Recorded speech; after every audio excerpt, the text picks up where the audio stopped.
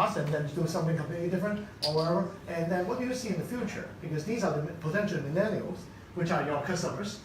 But on the other hand, moving on, they need to think about this new world where it's changing and changing more. So how do they prepare themselves? Yeah, sure. I think I wouldn't say it's advice because, as I mentioned before, I don't really believe in people's advice. But I can share my thoughts if I could go back in time, Yeah. and then what I could tell myself, right? I think first of all you have to understand what you really want to do, and what are your. I mean, yeah, I think I believe in the. There's a good book. It's called Good to Great. There's a concept in there. It's called hedgehog. Hedgehog. You know what is hedgehog? TY. Yeah. So there is a free circle, and then the overlapping in the middle. That is the area that you want to achieve.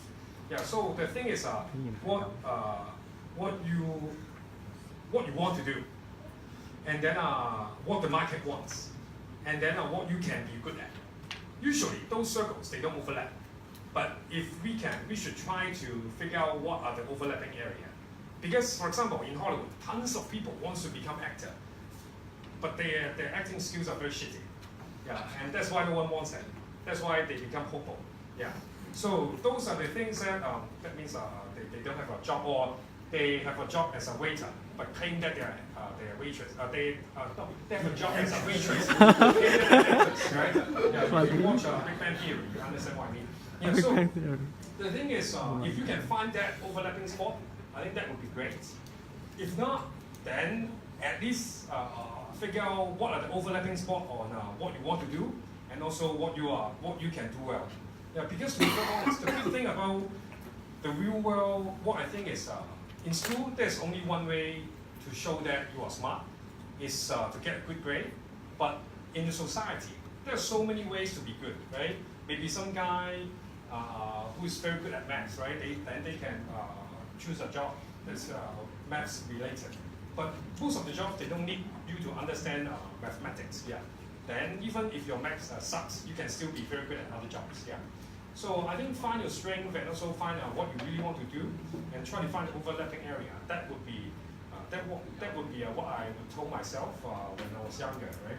And then the other thing is we have to respond fast enough, because we can't really predict what the world is.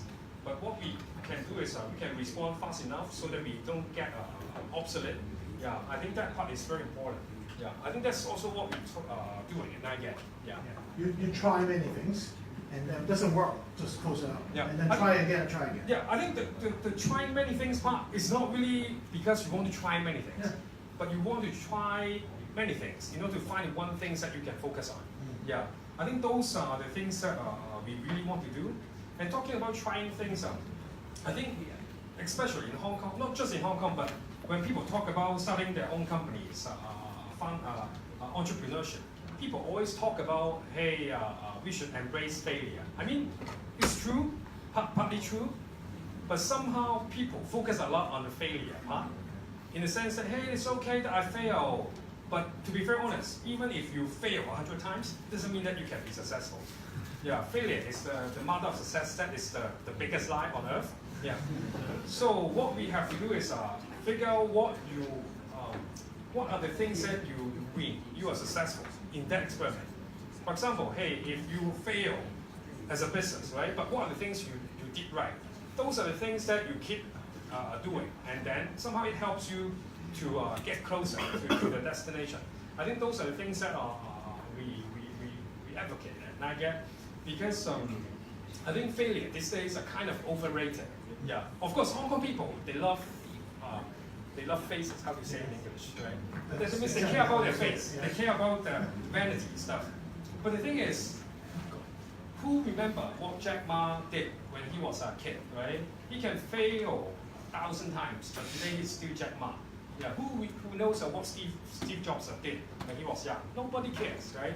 I think one thing that people look at success and failure is the quantity. Hey, I fail 10 times, right? That's why I feel bad. But to be very honest, you just have to be right once, right? And of course, you make sure that your success becomes very, very big, so that you don't have to work anymore, right? Yeah, I think those are the stuff.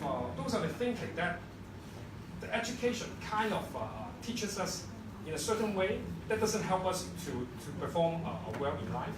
I think being an entrepreneur somehow help us to kind of like get away with those traditional so-called wisdom, but figure your own way out. Yeah.